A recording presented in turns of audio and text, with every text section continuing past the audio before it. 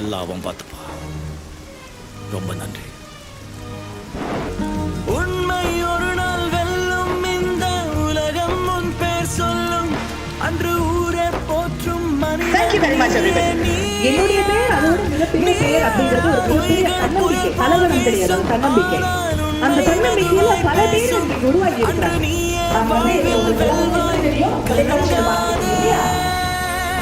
ஒரு கதை இருக்கு. ஒரு மலை, பெரிய மலை, பாறை, 3 தவளைங்க அது ஏறி போனோம். 3 தவளைங்க ஏறி போனோம்.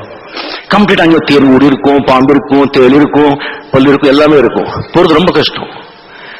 கீழே எல்லா தொழில சொல்றது போகாத, அவ்வளவுதான், இங்க போவாரு, அங்க மாட்டிக்கிறான் பாரு, அங்க பாம்பு குத்தும் பாரு, இங்க தேர் அடிக்கும் பாரு, இங்க விழுவான் பாரு, அப்படின்னு கத்துட்டே இருக்கு. கீழே ஒரு 500 அடி வச்சுங்களேன். அந்த மலை 100 அடிக்கு போச்சு. ஒரு ஃப்ராக் விழுந்துருச்சு 100 அடி. இன்னும் ஒரு 300 அடி இன்னொரு ஃப்ராக் விழுந்துருச்சு. இன்னொன்னு போயிட்டே இருக்கு.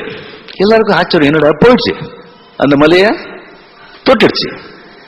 இதுக்கெல்லாம் ஷாக் ஆயிடுச்சு. எப்படியா போச்சு அப்படி கேட்டாங்க. என்ன எதுவும் கேட்காதா? அது காது கேட்காது.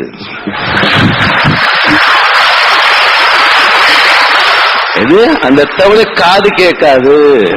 அப்படிதான் ரஜினிகாந்த் காது கேட்காத தவளை.